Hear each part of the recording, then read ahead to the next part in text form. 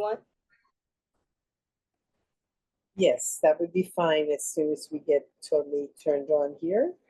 Okay. Of course, thanking Mananatha Maharaj for the opportunity. Oh, yes, thank you, Maharaj, for opening this Zoom. I wasn't sure if he could hear us or not.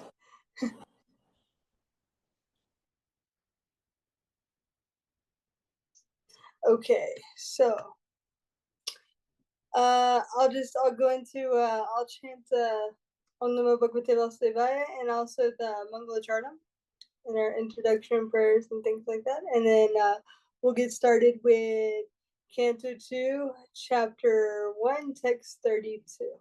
Right, so Om Namo Bhagavate Vasudevaya. Om Namo Bhagavate Vasudevaya. Om Namo Bhagavate Vasudevaya. Narayanam Namaskritya Naram Chaiva Narottamam Devam Saraswatam Vyasam Tato Jayam Udirayat Nasta Prayeshu Bhadreshu Nityam Bhagavata Sevaya Bhagavati Uttamashloke Bhaktir Bhaktinashtiki.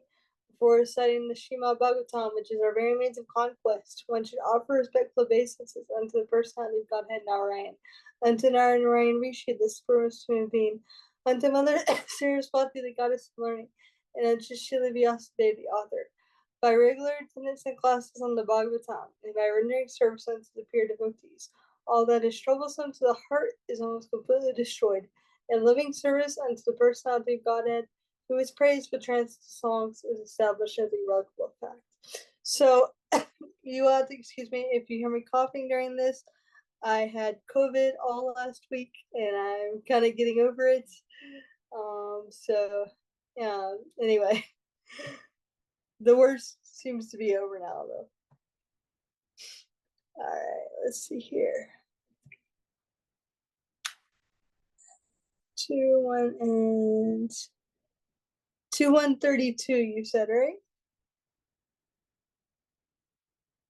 Okay.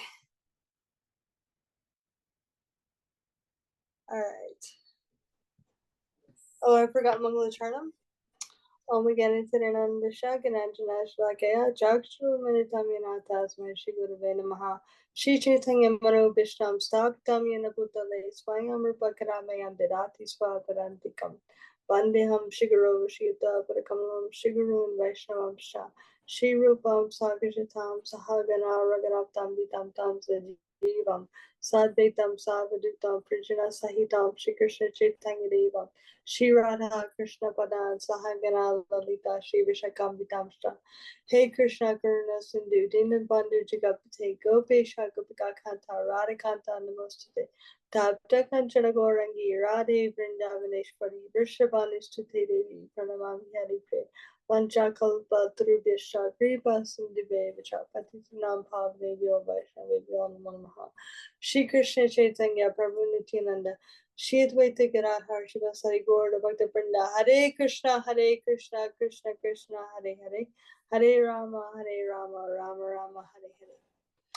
Alright, so Canto 2, Chapter 1, entitled The First Step in God Realization, continuing our study of the Virat Rupa.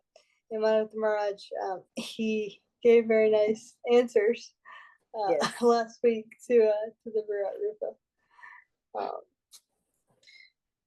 right, let's see if I can tackle this Sanskrit. All right. Vridotara rostrotara eva lobo dharmastanu dharma patosnya prishtam kasasya midram vishano cham mitro kukshi samudra girayosti sangaha.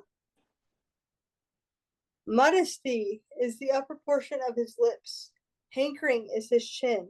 Religion is the breast of the Lord, and irreligion is his back. Brahmaji, who generates all living beings in the material world, is his genitals, and the Mitra Varunas are his two testicles. The ocean is his waist, and the hills and mountains are the stacks of his bones.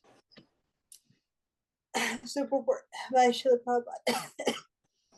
The Supreme Lord is not impersonal, as misconceived by less intelligent thinkers. Rather, he is the Supreme Person, as confirmed in all authentic Vedic literatures. But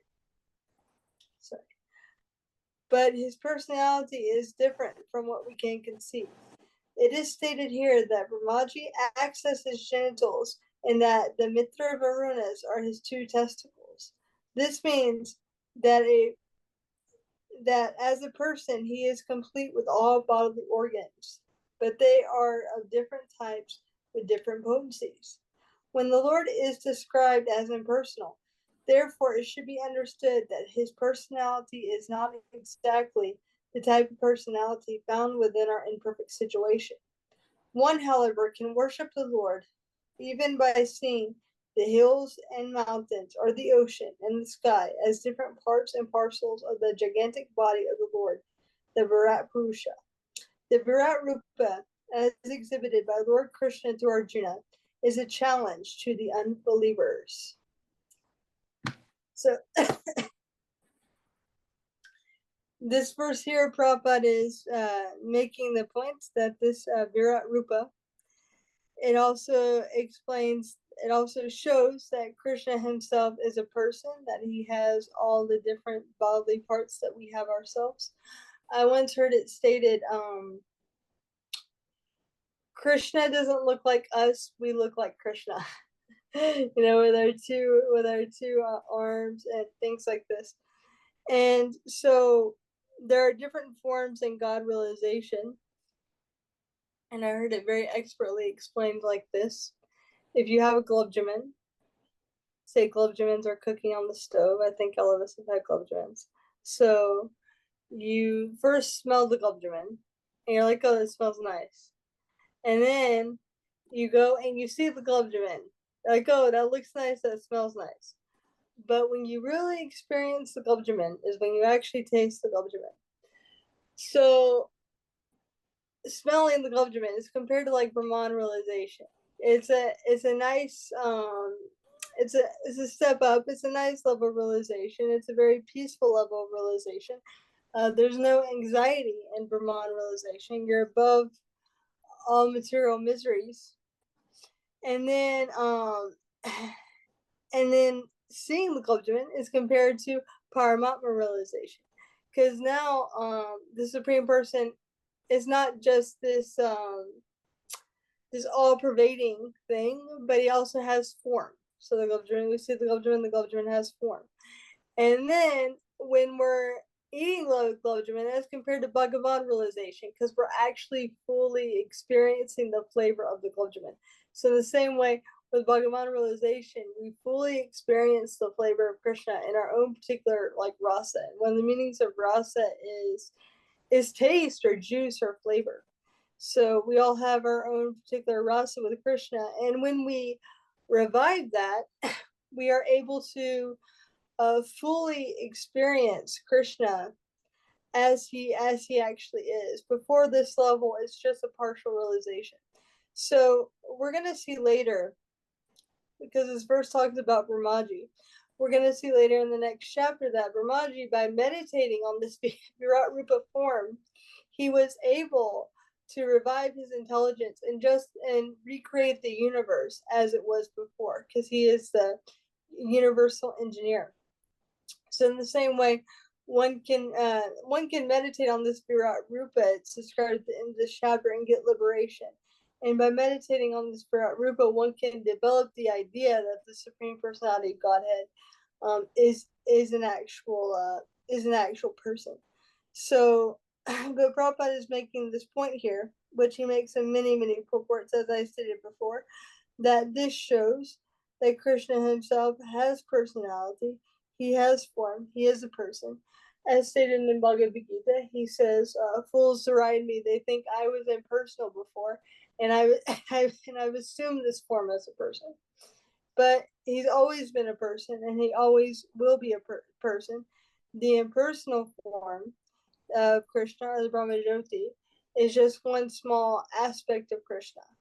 But when one realizes the person of Krishna, then they understand Krishna in full. So the Virat Rupa, meditating on this Virat Rupa helps one to do that. So on this verse, this is all the comments I have. I want to open it up. Does anyone have any discussion or any realization? Okay, well, Hare Krishna. I would just like to add what seems to be a contradiction, because on the one hand, the God doesn't have the body parts, and on the other hand, he does. I mean, the Virat Rupa does have the body parts, but it doesn't have the body parts. I mean, this is something that I was trying to understand from what the answer that Maharaj gave about this in his recording to us the other day, and it's kind of as if the impersonal and the personal coexist at the same time. You know, it's kind of like whatever, I guess, whatever is our need is what we will see. If we need to see, you know, the universe in terms of the body parts, well, here it is for us. Here's a way that we can relate to it. But in reality, the Virat Rupa is like something that can't be so defined. The form cannot be so defined. This is what my understanding is. I may be mistaken, but this is what I've gotten out of this discussion about the different body parts and the universe. Of course, we're still missing some kind of diagram to show about the different levels of the universe itself, but it's a very interesting thing for the author to do, to put the body parts to the different parts of the universe, and that's all I'd like to say. I'd like to see if anybody else would like to add something to that, because maybe I'm mistaken and I don't quite understand. Hare Krishna. Well, that's a good point. You know, I think the way I was kind of seeing it is that there is form there, but it's not necessarily like Krishna has form. It's not necessarily like the hills and the mountains and stuff like that. That's just a way for one to get the idea that there's a form. But what you said also with the impersonal and the personal existing at the same time, that is true in a sense, because the impersonal aspect of Krishna is a part of it. You know, it's just not a full level of God realization. But it's not like a wrong level of it's not something that's wrong. It's just not the complete thing. So I think you're right. I think you're right in that sense. The personal and personal exist together. But I guess the way I was just seeing it as, you know, like, yeah, there is form, but like it's not necessarily like when we see Krishna, we're gonna see the ocean and the trees and whatnot. That was just kind of like a stepping stone to help one see God in nature and get the idea that there is some form of the spirit world. Govinda, you have anything you want to add? Hare Krishna, can you hear me? Yes. Okay. Yes, Please welcome. Please accept my respectful obeisances. Lord Srila Prabhupada. Good to see you after so much time. Yeah, good to see you both as well. Thank you for continuing with the classes and the readings. I'm a little bit out of it, but there was one point that you made, Mataji, about how it's not like one or the other, how Krishna is not impersonal or personal, like, or at least in this case, the Virat Rupa is not impersonal or personal, that it's actually both. And that's one thing I think that Krishna consciousness in general really challenges with, is what's that word? Reconciling, like reconciling two opposing views or two things that seem almost completely opposite, but actually there is like a space in between where they're both right, where both things are correct, where Krishna is personal and he also does have an impersonal feature. And so this is, I mean, that's always a point for me that just highlights um how bhakti is like is the highest yoga because of the level of intelligence or that we need, that there needs to be to try and understand the philosophy, to really kind of wrap our heads around that, you know, that things aren't really black or white, that they're gray. There's a lot of gray in there. And so yeah, I think when we're talking about the Virat Rupa, it's like the same kind of, it falls in line there as well, where as a whole we're wanting to know that Krishna is personal, that he is a person, and that we want to relate with Krishna in that way as a person, because this is the supreme, I mean, as Srila Prabhupada would say, the supreme absolute truth. That means that there's nothing above form, that there's nothing above a person. And so we know that, and getting to there, it's like the Srimad Bhagavatam is giving us like the stages to that sort of realization, starting with the Virat Rupa. And I mean, just kind of skimming through all these verses, it's like I understand what Yamuna was saying with how it's difficult to understand. I really kind of comprehend what it is that's being said here, like what Shukadeva Goswami is talking about with these different material features being Krishna's lips, or being even here. I mean, and I don't know which verse did you all read 33 just now? 32. Oh, 32. Oh, okay. So yeah, and then how irreligion is his back, and so just trying to wrap our heads around it, it doesn't. It's very difficult to try to understand something like this, but yeah, I mean, I think if we just continue discussing and chipping away, that the more and more the understanding will reveal itself. So, but thank you all. Thank you very much. Yeah, no, that's, thank you for that contribution. That was a very good point. Yeah.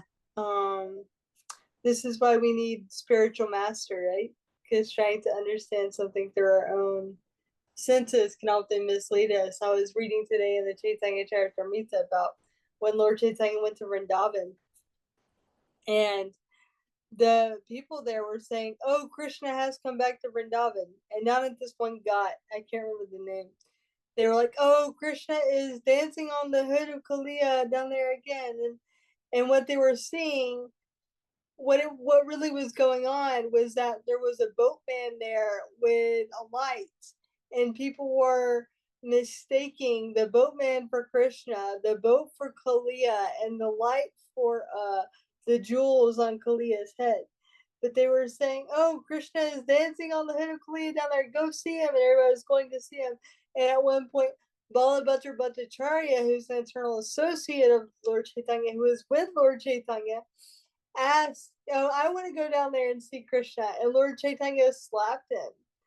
And his Prabhupada was making the point in the purport that they were seeing Krishna, but not how they thought. Lord Chaitanya was Krishna, but they were mistaking Lord Chaitanya to be an ordinary human being. So Prabhupada made the point that, so without the mercy of the spiritual master, just going off of one's own senses, one will mistake Krishna to be an ordinary personality, and an ordinary personality to be Krishna.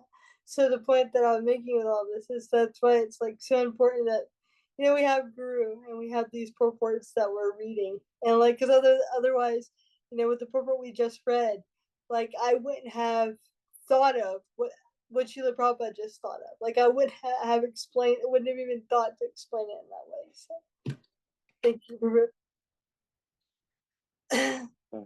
Yeah, that's a beautiful point with the importance of the Guru, and the kind of I mean, you know, like in the prayers that we're singing, "Oh Magyana Tingrandasya Gyananjana Shalakaya," where, yeah, it's it's like the more the more realization you start to have, the more understanding of your ignorance comes as well. Like really starting to understand like what level of ignorance we're coming out of, and it's like happening simultaneously that as we're um, becoming more Krishna conscious, at the same time we're seeing like how how we how we wouldn't know any of these things, how we couldn't know any of these things on our own. And so it's really nice how that happens simultaneously, because then there's like, I mean, slowly there's a deeper appreciation for the guru and the relationship of the spiritual master and what they're giving us. So yeah, yeah. Very nice. All right, should we go to 33 now? Yumina, would you like to read 33? Maybe Govinda can go next. Okay, yeah, of course. Govinda, would you like to go next? Okay, yeah, I can read.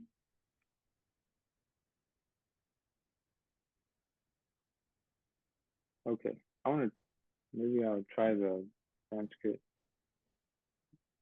Nadyosya nadyota tanu ruhani mahiruha vishva tanur nipendra anantaviryaha svasitam matarishva katirvayaha karmaguna pravaha.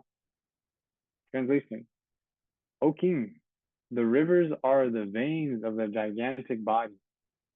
The trees are the hairs of his body, and the omnipotent air is his breath. The passing ages are his movements, and his activities are the reactions of the three modes of material nature.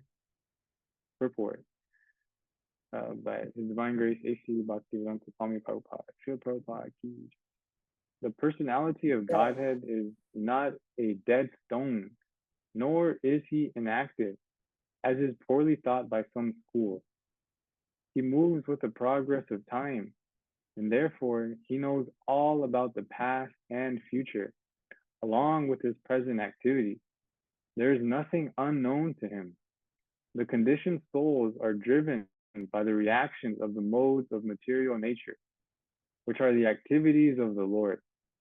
As stated in the Bhagavad Gita 7.12, the modes of nature act under his direction only, and as such, no natural functions are blind or automatic.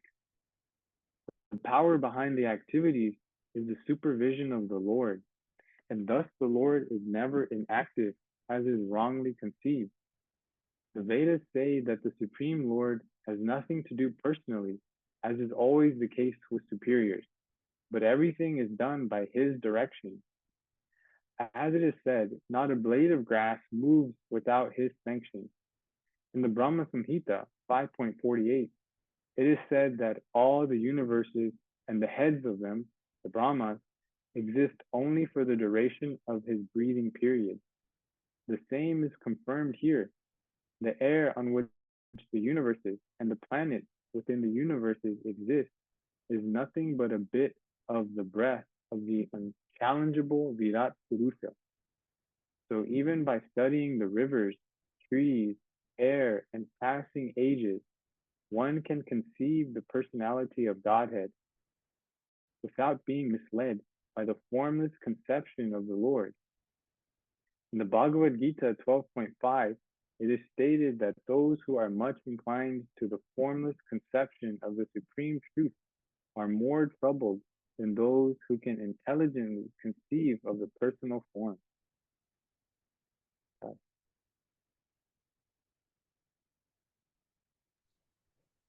Do you have any realization of that? I mean, Prabhupada's purport is always so fast. Like, he gives us so much. The one thing that immediately stood out to me was just from, I like watching the Following Prabhupada DVDs or the videos. They have them all on YouTube. And when this part right here, where Prabhupada was talking about how, so even by studying the rivers, trees, air, and passing ages, one can conceive of the personality of Godhead. There was a past time where Srila Prabhupada was in Australia, and there's a certain school of Christianity there. I don't remember what the name was, but there were priests there, and they're followers. I think his name was Saint Francis. They're followers of a priest named Saint Francis, and they're telling Prabhupada, well, this was Saint Francis's view that Prabhupada was having like a personal meeting with one of the priests there, and then the priest was telling Prabhupada that, well, Saint Francis, he would see God everywhere. He would see him in the birds and the trees, and the birds and in the trees, and he was just kind of asking Prabhupada, well, like, what do you think of that? And Prabhupada, when the priest mentioned that to him, his eyes got really big, and he just said, and he said that is God realization. He said that is God realization, but very sincerely, like very sincerely. And it was like so sincere, with so much appreciation for Saint Francis, that this Madhu Visha Prabhu who's sharing it, that he said that when the priest, it was like Prabhupada was appreciating Saint Francis more than the priests who were supposedly following him. And the priest just he started crying. There's tears in his eyes for the level of depth that Prabhupada could understand that Saint Francis was a saint, and he could see God and everything. And I mean, from my understanding, that is the direction that the Virat Purusha serves, is like we've been talking about, is that ultimately it's to bring us to Krishna as a person. But if we're not at that level yet, where we can't see and understand that God is a person that we can actually relate to and talk to, like we're talking to each other right now, then Krishna gives us different means by which we can gradually come up to that. So there are, I know, especially in, I guess, like modern age, I don't know if it was like this in the past, but there's like the new age, and seeing like nature, and like how I've heard some people say that like nature is their church. Like they don't go to church. Nature is their church and their religion, and that's where they go. And so it's like, if that's where you're at, then Krishna is he's so merciful that he'll meet you where you're at, and if that's, then he'll meet you where you're at to bring you up. Not that we're supposed to stay in that conception, but to gradually bring us up. So that was one thing that stood out to me from the purport that I related it to. Thank you. That was sweet. Also, what you're mentioning about Saint Francis, there's actually a movie about him, and we like all watched it with devotees. Like we all got together, and sometimes we have like movie nights or whatever. So we'll watch like either like a Prabhupada movie or something that kind of like relates. And so this one devotee was like, "Oh, there's this nice movie about Saint Francis. It's called, I think, Brother, Son, Sister Moon, or something like that." And so we all sat down and we all watched it. And it talks about how like just kind of like he renounces everything and goes on, and it was a nice movie because it shows how he sees God nature. I don't know if you guys have seen it before, but it's made in like this, made in like the 70s, or I don't know, 60s, or it's really really old school. But when you were mentioning it, it reminded me of that. Yeah, he definitely had this he definitely had this mentality of seeing God in nature. And also, one of the things that I wanted to bring up was, I've noticed since we've been studying this, just when I kind of go out in nature, I'm starting to think of Krishna when I see like the lake, the river, the mountains. And when you have this conception then you don't want to exploit anything or mistreat anything. And now you'll see, I mean, you don't see it a whole lot here, but I know I've been in like other countries and you go to the lake and there's just like trash around the lake. Or even in India, you go to the Ganga and if you have material vision like me, you see just trash like around the Ganga. And I always see that sometimes. I think, don't these people like? Well, why did they just throw this here? This is really awful way to do things. And then also you don't want to, like, for the example with oil drilling or something, you don't want to do stuff like that because you're thinking, oh well, like the oil in the earth is how the earth keeps balance, and the oceans are where so many creatures live, and the oceans are what does it say in the last verse? It says the oceans are his waste.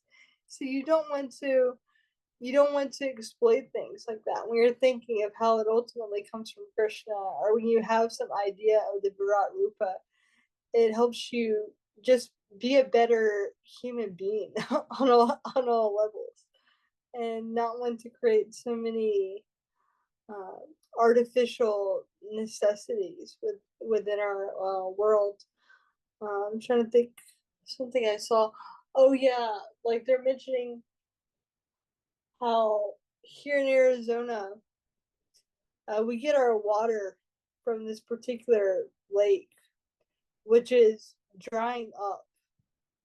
And then there's all these real estate developers that kind of want to build on the area, which is just going to further pollute the lake. And they're not they're not thinking, oh, we're dumping waste in this lake. We're going to pollute the water supply of people in like Tucson, people in Phoenix. We don't get a lot of rain here except for once a year. So, that now there's this mentality in the world of like just polluting the world for material profit. So I think having this conception of the Virat Rupa, it helps with that, seeing how everything comes from Krishna and treating everything in a proper way.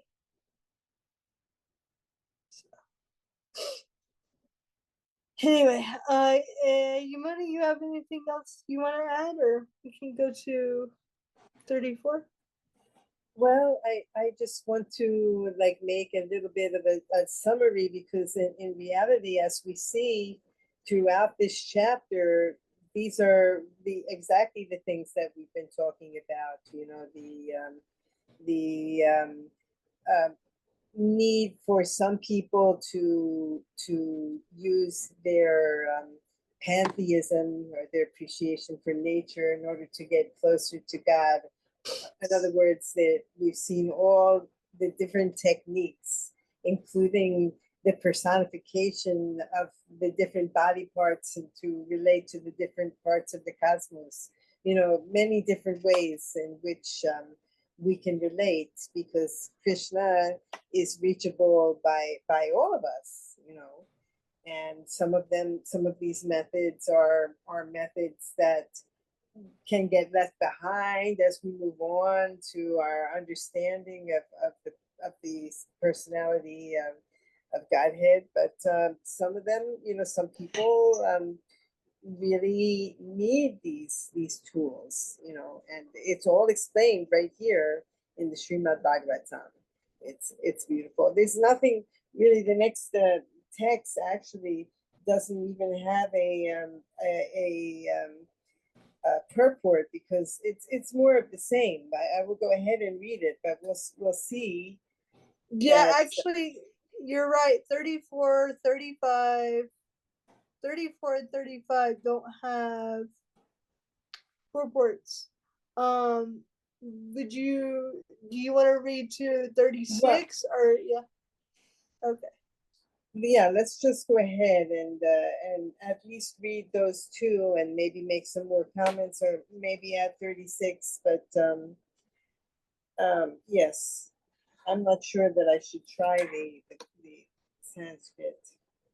English is okay. All right. So this is text 34. O best among the Kurus, the clouds which carry water are the hairs on his head. The terminations of days or nights are his dress, and the supreme cause of material creation is his intelligence.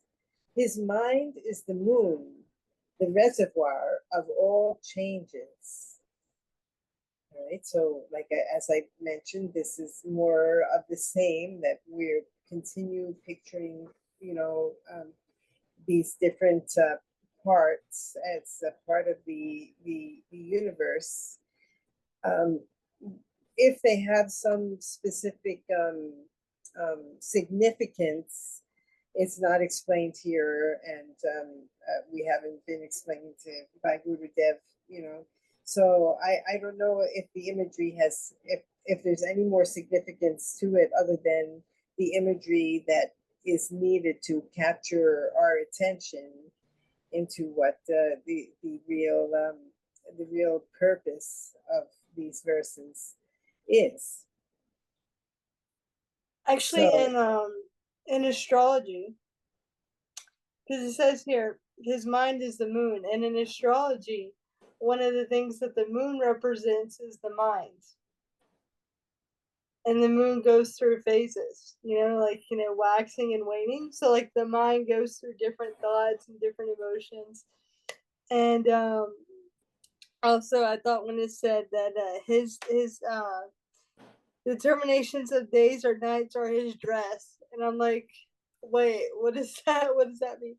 But termination of days and nights, you know, like, so when the day terminates, we put on like pajamas, you know, and then when the night terminates, we put on clothes, like, and so in the same way, you know, like, you know how Prabhupada sometimes would say, you know, like we're all trying to imitate Krishna, you know, in some ways, you know, you can kind of see how that might be true.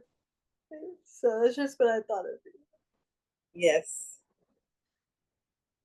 And it seems that when you read something like that, the terminations of days or nights are his dress, that in reality, he may always appear the same, but these terminations of the day or the night is what gives the appearance of different types of dress. I don't know. That's maybe an abstract way to look at it, but well, one thing that the previous purport was helping me connect with was where Prabhupada was talking about how Krishna is not a dead stone and that he's active. And so like his dress doesn't stay the same. Even when this conception that we're talking about with the Virat Rupa, he doesn't just stay in the same dress. It's when the day ends, his dress changes. When the night ends, his dress changes. And so there's a nice what would you say? I don't know, like it's just active, I guess. I don't know what other word to use, but yeah, he's not staying the same. Yeah, I was talking about how he's acted in the last report. Yeah. I don't know, for me, if I just think about like this huge, I mean, like the pictures that we have of the Virat Rupa and like Bhagavad Gita, and then if like, I don't know, I mean, just trying to meditate on what they're saying feels like it's like really interesting to try to put it in my head, to think of clouds carrying water or hairs on his head and days and nights. This is when his how this is his clothes, and his mind is the moon. I don't know, just trying to meditate on that. I don't know exactly what I'm supposed to be thinking about or what it's supposed to look like, and maybe that's how it is, that this is kind of like a personal thing. It's not really set in stone, and but just the meditation of it seems significant to me, even though I don't fully comprehend exactly what the meditation is doing. But it does help me connect with with what you're saying, Mataji Lavanga, with like the practical way is there's like more of a respect for nature, by reading about the Virat Rupa, that just very naturally, if it's telling us that, what does it say, that the water or the river was his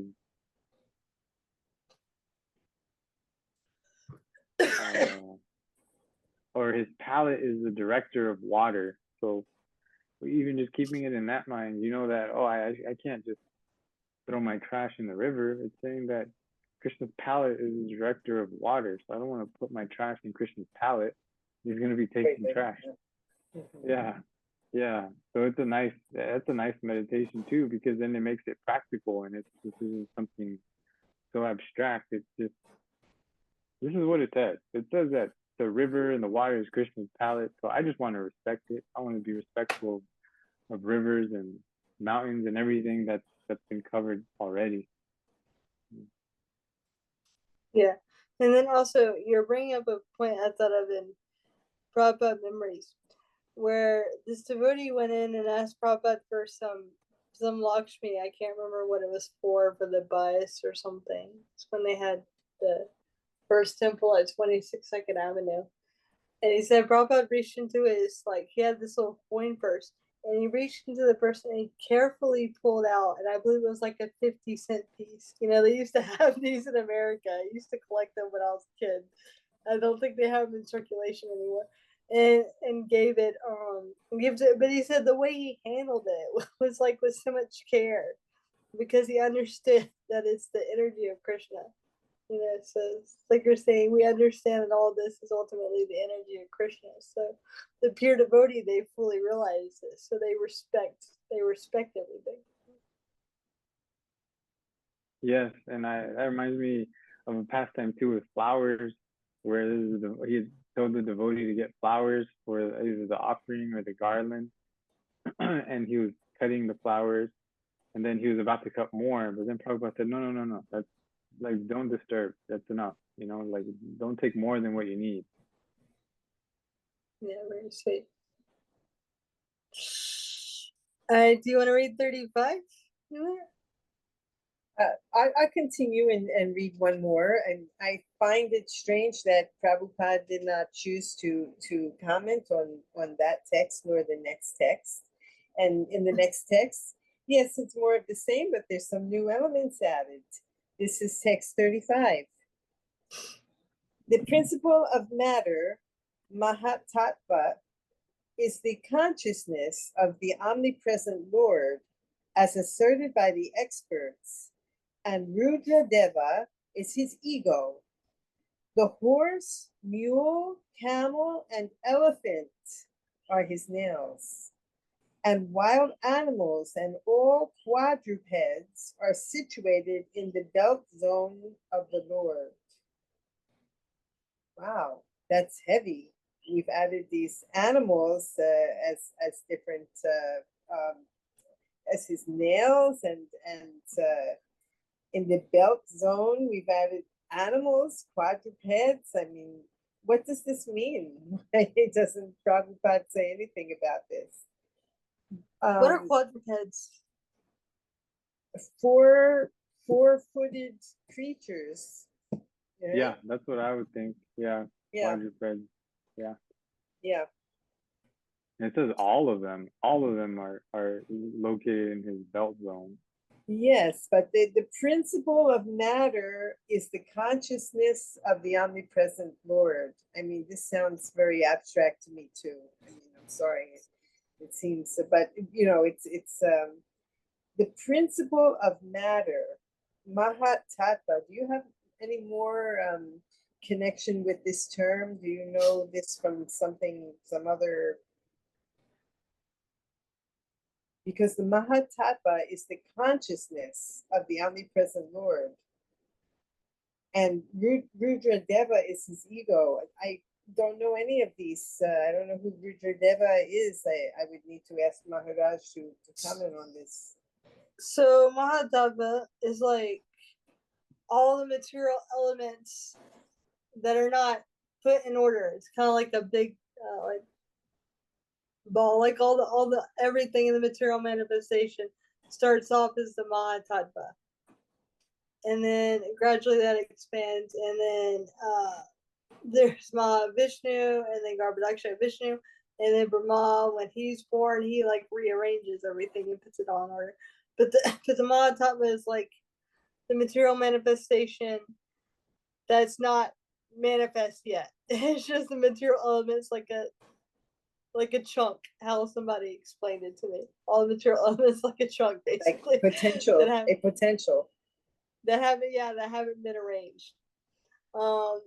Because at the time, if I'm remembering from the third canto correctly, I might be wrong, but I think at the time of like universal dissolution, everything kind of like merges back into the Mahatattva or something when there's like a complete devastation, and it goes through how this merges into that merges into that, and all it goes back into the Mahatattva, and then it's all created again.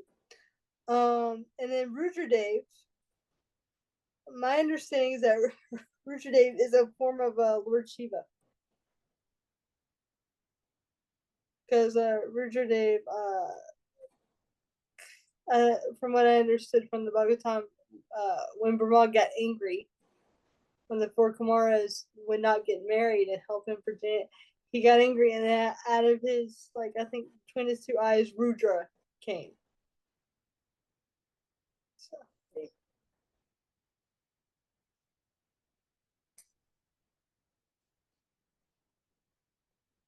So what about this? The horse, mule, camel, and elephant are his nails.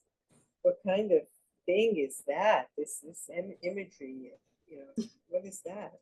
You know, He's got big nails. Yeah. What's interesting to me is that, when I would think of nails, I would think of something sharp, like I would have thought it'd be like the tigers, the lions, and the, I don't know. Yeah. Like the weapons. panthers. Like, are his nails. Yeah, but what's interesting is the horse, the mule, camel, and elephant, they don't have, at least what I would think of nails, they have hooves. All of these animals have hooves, and yet they're the animals that represent Krishna's nails.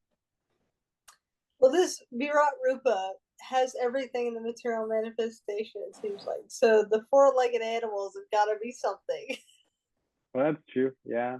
But it doesn't say that all, it says that they're all around his belt zone. And it says that these specific ones are his nails. Yeah. I know they use elephants for like work, I think, in India. You know, that elephants are used for different tasks. So, you know, like the hands, we use the hands for, and also camels too. They ride camels, so we use the hands for like getting things done. So that's a good point. The utility. So it's kind of like maybe the utility of our nails, because all these animals are used in that way too. Yeah. A lot of Prabhupada's purports, they come from the commentaries of Baladev Vidyabhushan, and especially for Bhagavatam. So it could be that either the acharyas didn't have any commentaries on these verses, or Prabhupada thought he's already made his point. Yeah. Yes. Yeah. Yeah. So maybe you should go on, Lavanga. All right, so 36 now? Yes. Okay. Vayam Sita Vyakaranam Vichitram Manur Manisha Manojani Vasaha Ganarva Vidya Darachana Chanapsharaha Swara Smritir Ashurani Kaviraha. Varieties of birds are indications of his masterful artistic sense. Manu, the father of mankind, is the emblem of his standard intelligence, and humanity is his residence. The celestial species of human beings, like the Gandharvas, Vidyaras, Charnas, and angels, all represent his musical rhythm. and the demonic soldiers are representations of his wonderful prowess. The aesthetic sense of the Lord is manifested in the artistic, colorful creation of varieties of birds, like the peacock, parrot, and cuckoo. The celestial species of human beings, like the Gandharvas and Vidyadharas, can sing wonderfully and can entice even the minds of the heavenly demigods. Their musical rhythm represents the musical sense of the Lord. How then can he be impersonal? His musical taste, artistic sense, and standard intelligence, which is never fallible, are different signs of his supreme personality. The Manu Samhita is a standard law book for humanity, and every human being is advised to follow this great book of social knowledge. Human society is the residential quarters for the Lord. This means that the human being is meant for God realization and association with God. This life is a chance for the conditioned soul to regain his eternal God consciousness and thus fulfill the mission of life. Maharaj Prahlad is the right type of representative of the Lord in the family of Asuras. None of the living beings is away from the Lord's gigantic body. Each and every one has a particular duty in relation to the supreme body. Disruption in the matter of discharging the specific duty assigned to each and every living being is the cause of disharmony between one living being and another. But when the relation is reestablished in relation with the Supreme Lord, there is complete unity between all living beings, even up to the limit of the wild animals and human society.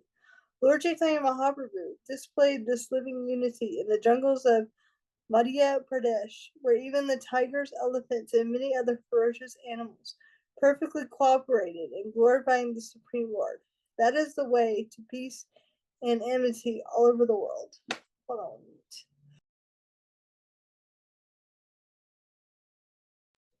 Sorry. No problem. You know, like how when you're getting over a really bad cold and then like you feel better, but when you start talking to people, you're like coughing all over the place. Yeah. Yeah. Because there's like remnants or you're reading and you're just like, that's how I feel right now. Yes. Yeah. Yeah. No, it's yeah, I can definitely relate. So anyway, what stuck out to me here in this purport is that Prabhupada's getting around to the point that everyone else ultimately has their position in the body of the Supreme Personality of Godhead. And then he adds that human society is the residential quarters for the Lord. So he's telling basically what our part is in this, and that is that this human society is meant for realization, God realization, and association with God. So, as we were mentioning before, that this Virat Rupa is to help one understand Krishna in the ultimate sense. And also, it's explaining further how Krishna is a person. He has musical taste, he has activities, and all of this. But then Prabhupada, I think he's kind of bringing this home. And we're getting towards the end of the chapter here. I don't know if you guys noticed, we've got about maybe 3 or 4 texts left. So Prabhupada is coming around to what our actual part is. And then that extends within the human society. That also extends to like we have a specific position in like Varnashram, like the sudras are the legs of the Supreme Personality of Godhead, the Vaishyas are the waist, the Kshatriyas are the arms, and the Brahmanas are the head. So when all the pieces work together in harmony, human society is very nice. But when there's a disruption, that's when things become chaos. And there Prabhupada says here, disruption in the matter of discharging the specific duty to each and every living being is the cause of disharmony between one living being and another. But when the relation is reestablished in relation with the Supreme Lord, there's complete unity between all living beings, even up to the limit of wild animals in human society. So the point here being is that within human society, we have our ultimate dharma. And that's why Prabhupada, when establishing this Krishna consciousness society, I'm reminded of how he wanted to make brahmanas, because brahmanas are the head. And when the head is there, the rest of the body comes, because the brahmanas are giving spiritual knowledge and giving the meaning of life to everyone. So therefore, they're establishing this unity, which is then further passed down to the Kshatriyas and then the Vaishyas and the Sudras, and everybody's working nice. And as mentioned before, there's this cooperation amongst humans, and then that extends because we understand, we've heard about this Virat Rupa, and we understand how everything is coming from Krishna. That extends even to the animals. So the example here is given of Lord Chaitanya, but then also Prabhupada, we give the example that within the kingdom, actually, even the animals are to be given protection. They're to be considered citizens. Like when Maharaj Parikshit saw Kali beating the bull, he immediately took up his sword and was going to defend this animal. So the way I'm seeing this purport is that Prabhupada's kind of bringing it all together. And these are different points that we've kind of discussed, but it's how it all works as a whole. Humans have their part, and their part is to reestablish their relationship with the Supreme Personality of Godhead as the residents of the Supreme Personality of Godhead. And then in that way, there's harmony within human society, and there's also harmony within nature. So, you guys have anything you want to add? It's kind of full of several points, but that was what stuck off the top of my head. I just wanted to add the thing that attracted me to this in this verse is how all of these things, all of these celestial species represent his musical rhythm. What does that mean, represent his musical rhythm? Is that is how all of these things are in harmony, as you mentioned? Is that what it's meant by the musical rhythm, to pull all of these things together in harmony? You know? Yeah. I knew you'd probably point that out because you're a musician. Yeah. I was expecting you to bring that up. Yeah, because and it goes back to ultimately how everything's coming from Krishna. So Krishna, everything is part and parcel of Krishna. So Krishna, when he expands himself, you have the Vidaras and the Gandharvas, and they're part of Krishna's musical potency, and they've been empowered in that way. Just like we see, like Maharaj Prithu, he had Krishna's potency to rule. He was empowered in that way. So Krishna has this, all of Krishna's opulences and things are being expanded. And it's like I said, Krishna is the best musician. He has all different types of flutes and stuff that he plays, and each flute has a different name. And you can see in Shastra, it talks about the different flutes Krishna has and how to make them. I remember there was this one devotee in a Lachbub, and he makes flutes, and he was able to make a flute just like Krishna has in Shastra. How it was explained. So I have a friend who plays the flute. So for her birthday, I got one of those flutes, and then I gave it to her and said, "Here's a flute just like Krishna has. Now you have to learn how to play that." And it's more complicated than like the other like standard, like flutes that we see now. So, but Krishna, he has all the rhythm. He's the best dancer, the best musician, and so that's how the Gandharvas and the Viharas, that's how they have this ability. Also, what's brought out here is angels. This is the first time you see the word angels, which is interesting because I don't recall Yes. ever seeing it again in the Bhagavatam. But we always associate angels with being somewhat musical, right? Like having harps and whatnot. True. I don't remember where it was. I think maybe in the Krishna book. I remember Prabhupada mentioning angels in another place too that I was reading, and it stood out to me too because I'd never seen them referring to angels. I always thought angels as angels is like a Christian term or like a Western kind of term. Yeah. And so like the Vedic version of angels are the demigods, but Prabhupada in the translation specifically says angels, meaning that there must be some different kind of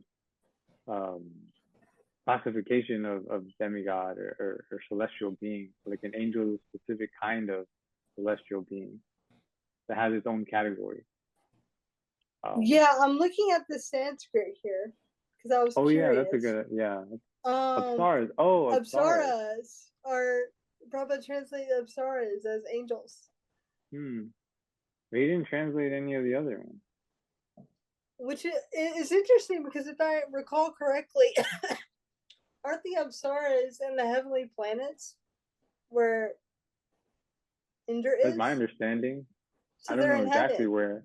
Yeah, I know. Yeah. Yeah, well, that's my understanding. They're not here. They're celestial beings. Yeah. Yeah, so many nice points being brought up. Just the vision of seeing Prabhupada kind of tying everything together with his purport and bringing it all back, which is always nice because without that, again, without spiritual master, without that kind of guidance, you can get lost and think, oh, this is Krishna, or this is God. God is the river. And then, no, God is the mountain. Oh, no, God is animals. He's animals. And then you're just kind of getting tossed around. But then the spiritual master can connect it all and bring deeper meaning into all these points and everything that we're meditating on and speaking on. He can connect all the dots for us. For me, what stood out was just the very last part of the translation where it says that the demoniac soldiers are representations of his wonderful prowess. And so, I mean, yeah, just for me, like further highlighting how absolutely no one is left out in Krishna's creation. Like everyone is included, like everyone. So whoever you can think of, that whoever you would look at and think, oh, they're definitely not part of Krishna's creation. Like they're definitely separate. They're included too. Everyone. Krishna includes everyone. Which brings like the word that comes to mind is unity, and how, I mean, yeah, just unity, and how Krishna is a perfect example of that kind of unity. And even through something like his Virat Rupa, it can, at least for me, it's helping bring out a mood of like unity and not seeing. And I think it's Prahlad Maharaj that talks about it, that it's the asuras who see enemies. Please correct me if I'm wrong. Something like that. Like it's the asura, it's the demonic view to see enemies. Like someone is my enemy, someone is my friend. I think Prahlad Maharaj says that. Yeah, it's a demonic mentality to see in terms of friends and enemies. Mm-hmm. Yeah, and so here, like talking about the Virat Rupa and especially, and then this verse specifically really kind of tying it all back, that there is that unity, that for Krishna there is no enemies or friends, and so for us too, I guess in our own capacity, embodying that mood and not discriminating one person or one thing or animal as an enemy and another as a friend. Oh, and actually he does use that. Srila Prabhupada did use that word. He said, but when the relation is reestablished in relation with the Supreme Lord, there is complete unity between all living beings. God. Jai, no, thank you for bringing that point out, Prabhu. This was really nice. We're at 6:34 my time, maybe 9:34 for you guys. Yeah. So we should probably stop. I think you guys probably want to go to bed. Govinda, I don't imagine you're sleeping much these days anyway. No. Well, this has been a wonderful session, and we have to thank Manunatha Maharaj for permitting us and trusting us with this service of having the Zoom video conferences on the Srimad Bhagavatam.